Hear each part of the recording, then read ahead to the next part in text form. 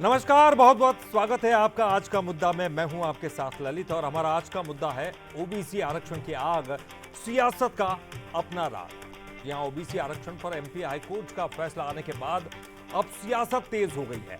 BJP Kamal Nath और कांग्रेस पर OBC आरक्षण के लिए षड्यंत्र रचने का आरोप लगा रही है, तो कांग्रेस बीजेपी को झूठ की यूनिवर्सिटी बताकर फैसले को अपने हक में भुनाने की कोशिश में है।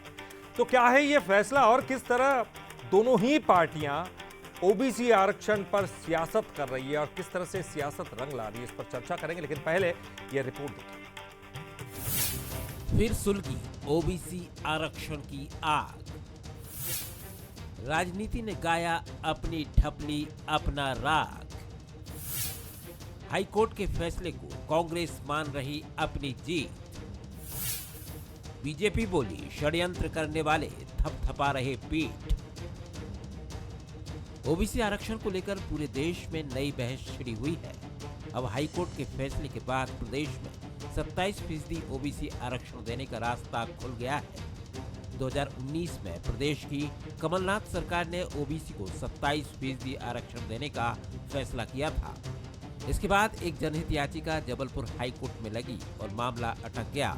अब हाईकोर्ट के फैसले के बाद कमलनाथ ने एक्स पर पोस्ट करके बीजेपी पर आरोप लगाए हैं। नाथ का आरोप है कि जनवरी 2021 में बीजेपी सरकार ने हाईकोर्ट में 14% आरक्षण के साथ भर्ती करने और 13% आरक्षण को होल्ड रखने का आवेदन दिया था। सरकार के मत के बाद हाईकोर्ट ने 14% आरक्षण के साथ भर्ती करने का और 13% आरक्षण होल्ड करने का आदेश दिया था। अब हाईकोर्ट के उस याचिका को रद्द करने के साथ ही प्रदेश में 27% आरक्षण मिलने का रास्ता खुल गया है। भारतीय जनता पार्टी जो है झूठ का यूनिवर्सिटी है।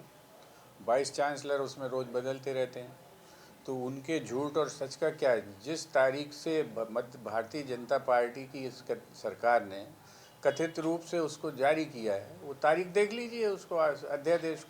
वो अध्यादेश वो है जब कमलनाथ जी मुख्यमंत्री थे, तो कमलनाथ जी का आदेश जारी किया है इस सरकार ने, और कमलनाथ जी झूठ बोल रहे हैं। ये इस तरह के झूठ जो है, स्वरचित जो है, सुर संगम, ये केवल भाजपा कर सकती है। मध्य प्रदेश में ओबीसी हमेशा राजनीति के केंद्र में रहे हैं। पिछली बार नगरीय निकाय और पंचायत चुनाव में भी ओबीसी आरक्षण के चलते चुनाव एक साल आगे बढ़ गए थे। कांग्रेस बीजेपी को टारगेट कर रही है, तो बीजेपी का आरोप है कि षड्यंत्र करने वाले अपनी पीठ थपथपा रहे हैं। कांग्रेस और कमलनाथ जी ने ओबीसी आरक्षण रोकने के लिए जितने षड्यंत्र रचे थे, वो अब धीरे धीरे सब ध्वस्त होते जा रहे हैं। बड़े बड़े वकील भी नहीं चल पाए।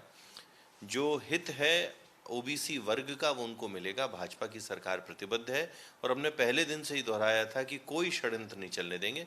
माननीय न्यायालय का आभार, और वो दिन अब दूर नहीं जब बिना किसी रोक टोक के इस वर्ग को वो आरक्षण मिलना सुनिश्चित है।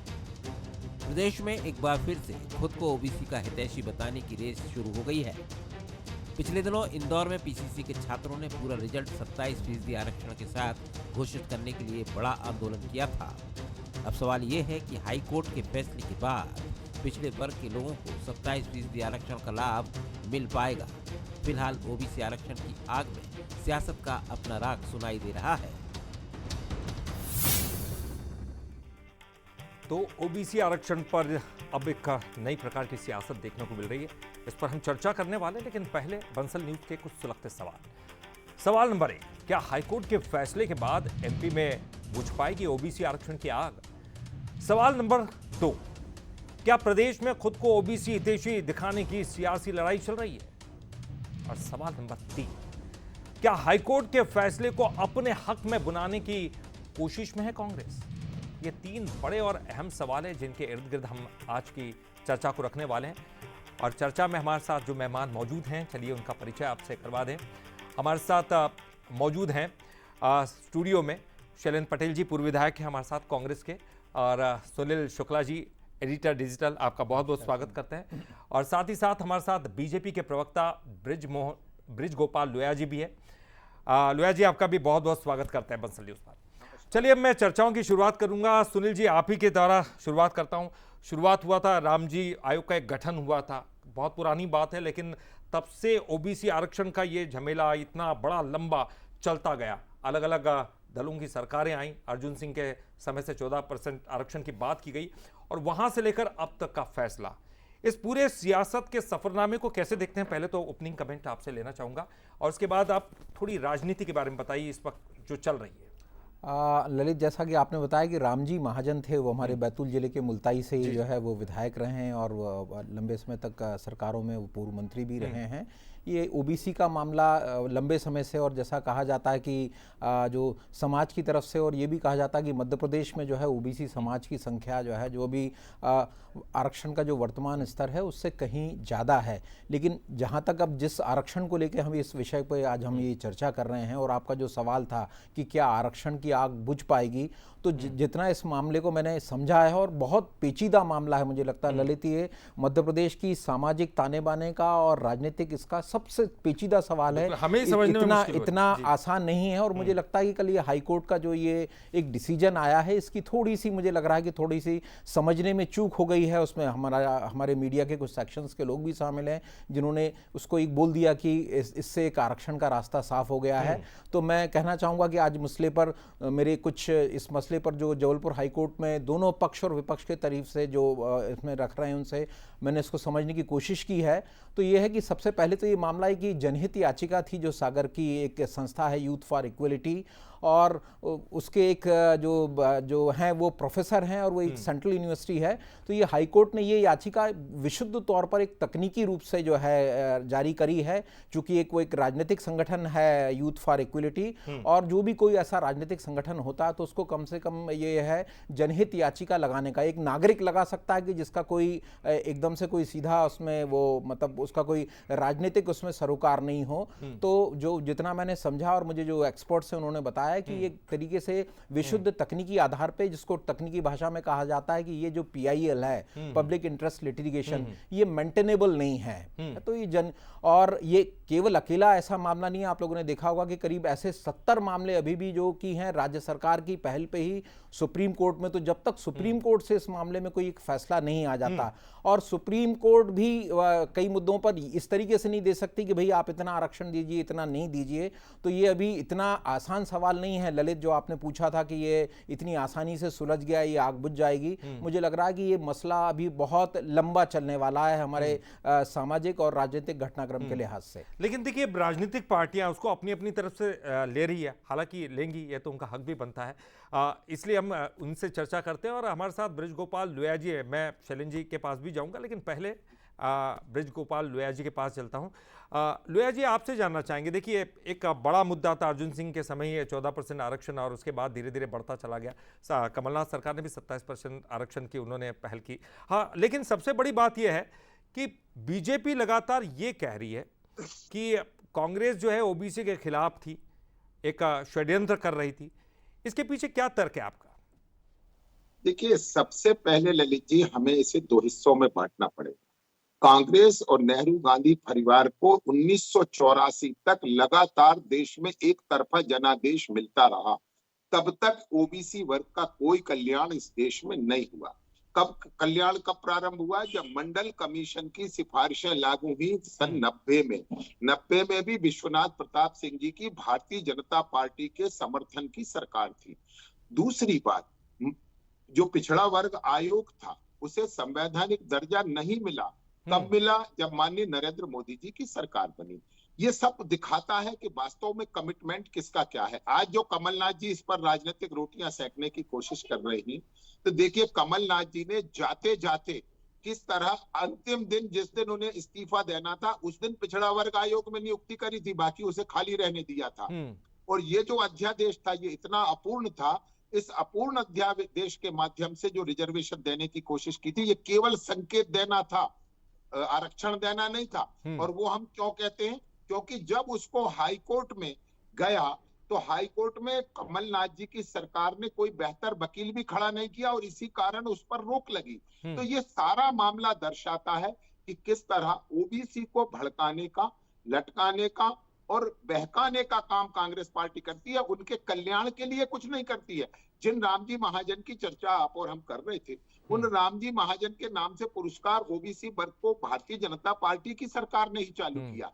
तो कांग्रेस पार्टी एक भी काम नहीं बता सकती। मध्य प्रदेश में अगर हमने 4 मुख्यमंत्री दिए हैं भारतीय जनता पार्टी में, सुश्री उमा भारती जी, श्री शिवराज सिंह चौहान जी, श्री बाबूलाल गौर जी और अब डॉक्टर मोहन यादव जी, चारों उसी वर्ग से आते हैं। और मैं आपको लगातार बताता हूं, दिग्विजय सिंह के 1993 से 2003 तक ओबीसी के सुभाष यादव जी का किस तरह अपमान हुआ, और बाद में जब कमलनाथ जी की सरकार बनी तो अरुण यादव जी का किस तरह से अहित करने की कोशिश इन्होंने की। तो केवल ओबीसी के नाम पर राजनीतिक रोटियां सेकने से काम नहीं चलेगा, उनके कल्याण के लिए काम करना पड़ेगा। जी, आप क्या कहेंगे शैलेंद्र जी, क्योंकि वो कह रहे हैं कि रामजी महाजन का आयोग तो आप लोगों ने गठन किया होगा लेकिन सम्मान उन्होंने दिलाया, क्या आप उनको कहेंगे, क्योंकि इतने आरोप लगाए उन्होंने, क्या झूठ की यूनिवर्सिटी है जिस तरह की बात कही है कांग्रेस ने? देखिए, प्रवक्ता के नाते जो बोले वो कम है, वरिष्ठ प्रवक्ता है बीजेपी के, लेकिन ये बताइए कि कोई तो आयोग बनाकर 14% आरक्षण की शुरुआत करता है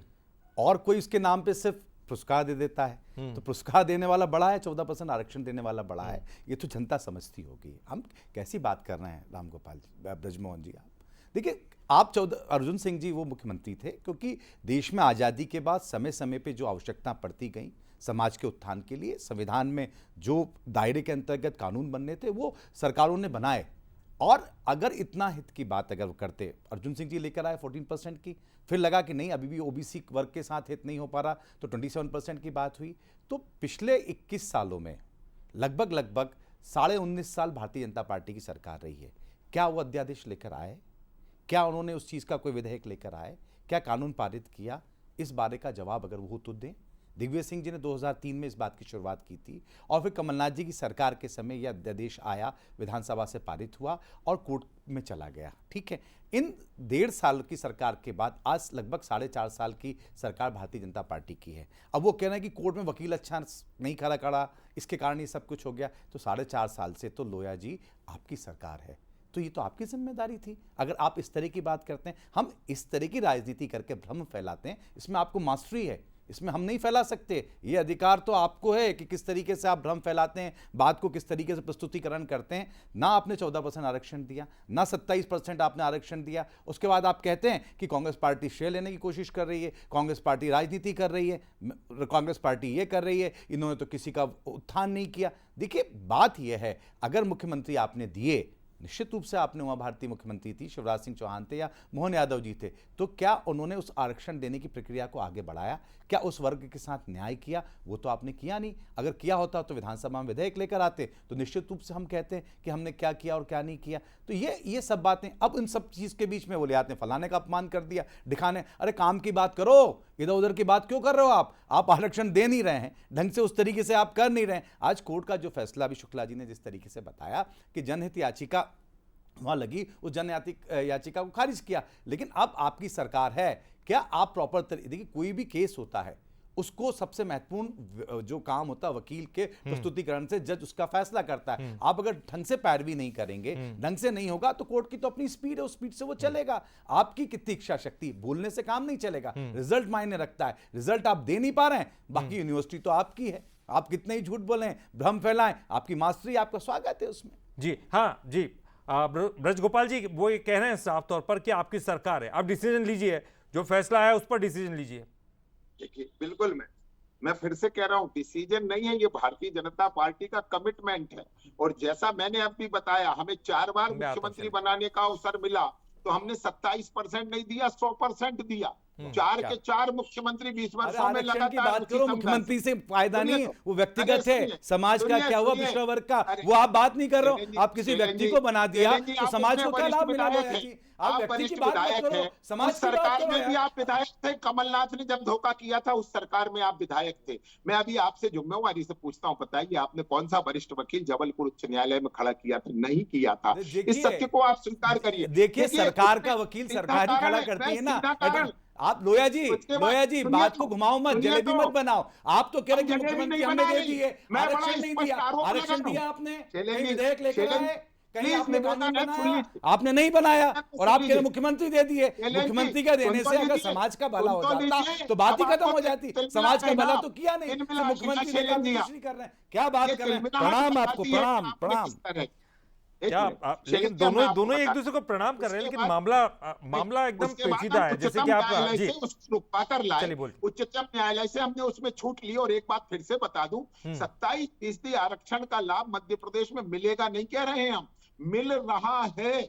जिम्मेवारी के साथ कह रहा हूं अभी जो शैलेंद्र जी, आज जितने आंदोलन हो रहे हैं जिम्मेवारी सब के झूठे साथ आंदोलन मैं हो रहे कह रहा हैं, हूं, जितने अभी छात्र इसमें परेशान हैं। ब्रजगोपाल जी बता दीजिए, आप ये सब 27% कैसे आंदोलन मिल रहा झूठे है? हैं? क्यों कांग्रेस ब्रजगोपाल पार्टी जी। करवा रही है? अभी निकाय छात्र के चुनाव लगातार में आंदोलन है, 27% नौकरियां जिनकी लग रही है वो चुनाव ज्वाइन नहीं कर पा रहे हैं, वो सब कैसी झूठे बात हैं। करते हैं कांग्रेस आप? करवा रही अगर है, आगे ये तो सब आप कोई आम दोनों जनता नहीं विधायक कर रही है, और शैलेंद्र पिछड़ा वर्ग जी, नहीं शैलेंद्र जी कर वो रहे। कह रहा है कि मिल रहा है 27% का अरे तो आरक्षण। फिर क्या ये सब मिल रहा है, फिर क्या जिम्मेवारी क्यों के हो साथ रहा है? कर- अरे 2022 गोपाल के जी आपकी जिम्मेदारी से क्या होगा? निकाय और आप क्या है? चुनाव में क्या क्या हैसियत है है? आपकी जिम्मेदारी क्या है? लेने की? आप क्या है? बताइए, सरकार में है क्या आप? ठीक जो है, इस तरह की पूछ लेते हैं बात ना, करें। 27% का आरक्षण चलेंगे कहाँ आप। मिल रहा है? ब्रजगोपाल जी आप कह रहे हैं 27% का आरक्षण मिल रहा है जी।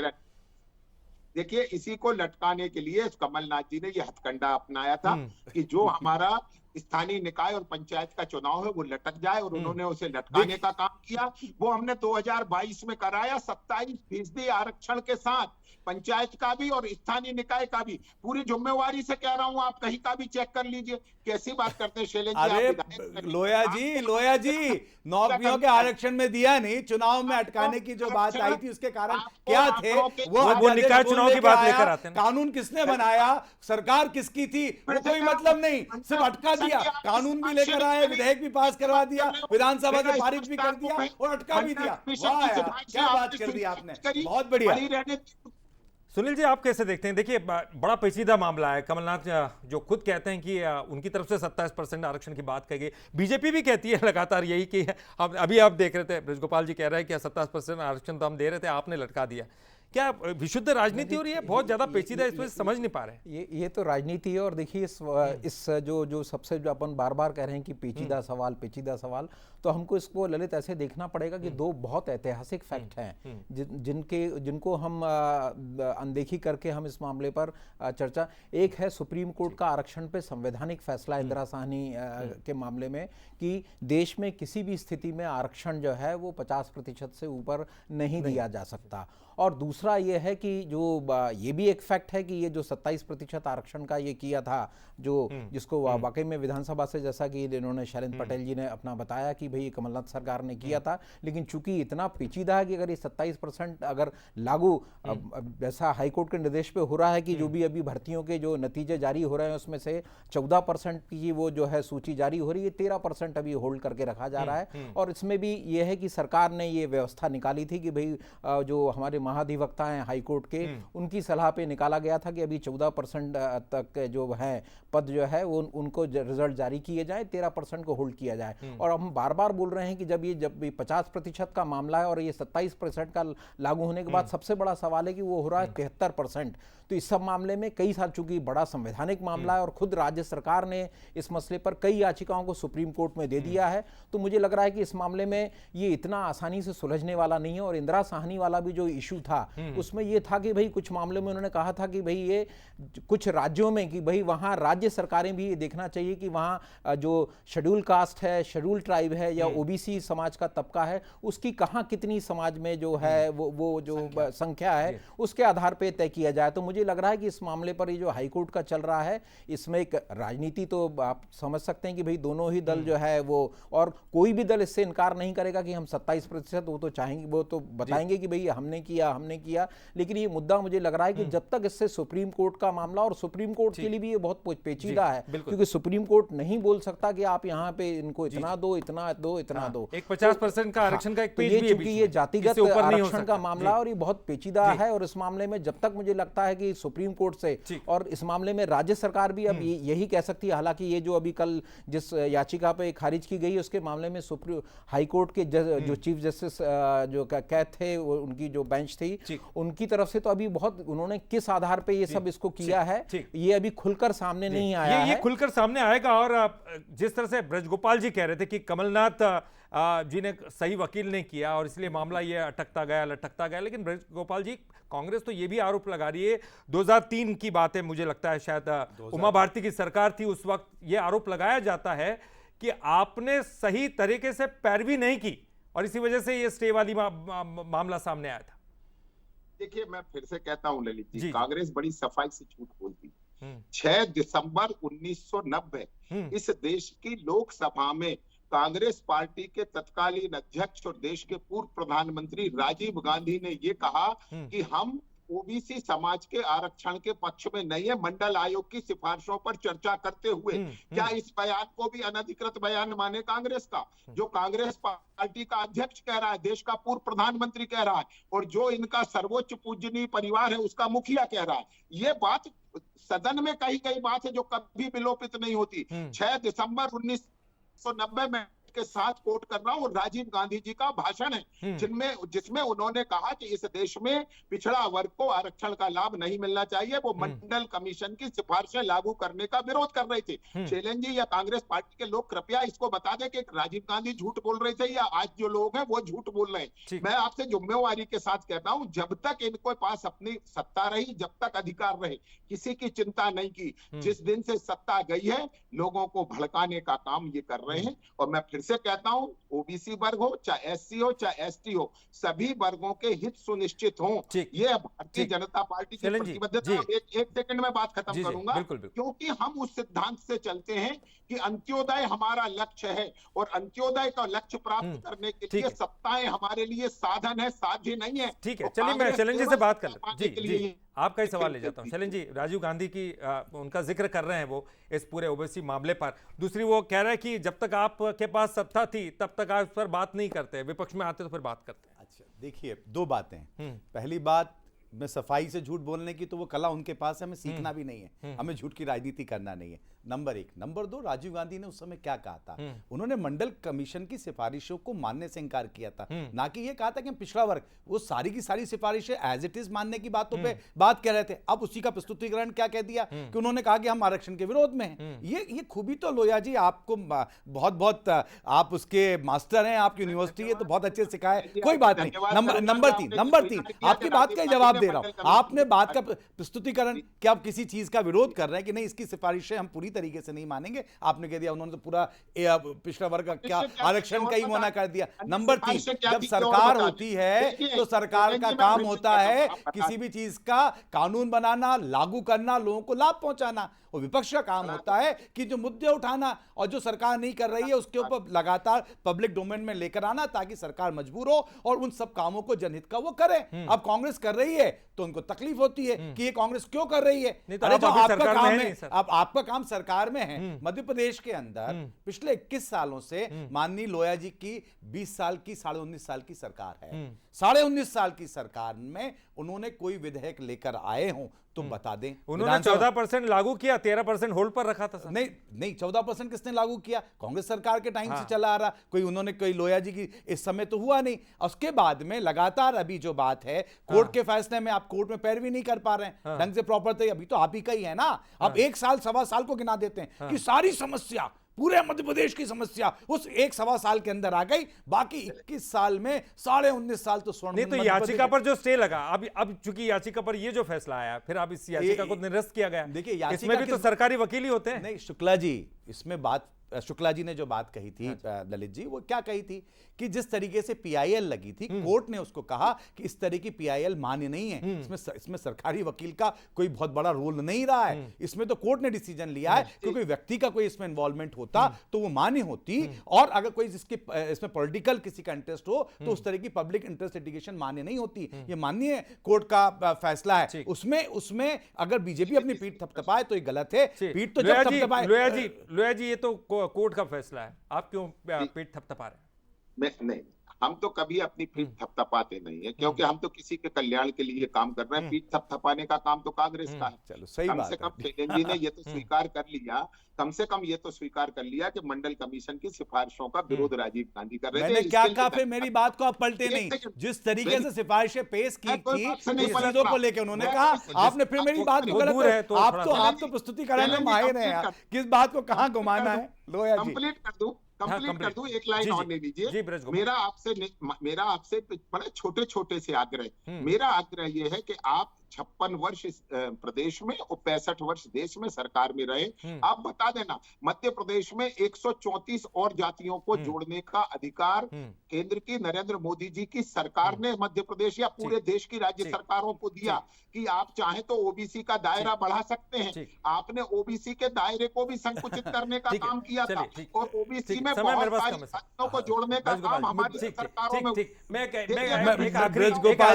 जी सर राम, ये सुनील जी बताइए, से एक आखिरी रिएक्शन। महाजन कमीशन ने पिछड़ा वर्ग के लोगों को जोड़ा कि नहीं जोड़ा? बाद में संशोधन होता है, चलिए जोड़ा ठीक है वो सर, तो कहीं मेरे नहीं, पास समय संशोधन की आप तारीफ ले रहे। वाह वाह, क्या बात है। चलिए, मेरे पास समय इतना ही था। अब मेरे पास समय इतना, देखिए ओबीसी की आरक्षण की आग अब ये राजनीति में हमको साफ तौर पर दिखाई दे रही है, लेकिन जैसे कि शुक्ला जी ने भी कहा कि ये बड़ा पेचीदा मामला है। राजनीतिक पार्टियां इसे अपने अपने तरीके से देख रही है, लेकिन आने वाला समय देखना होगा कि इसको और स्टडी होगी तो उसके बाद पता चलेगा कि आखिरकार किस राजनीतिक पार्टी की कितनी भूमिका है। बहुत बहुत शुक्रिया ब्रज गोपाल जी आपका भी, शैलेंद्र जी आपका भी और सुनील शुक्ला जी आपका भी बहुत बहुत शुक्रिया। बहरहाल ये था हमारा आज का मुद्दा। और अब आगे देखिए छत्तीसगढ़ आज का मुद्दा, चुनावी इतिहार, पोस्टर वॉर।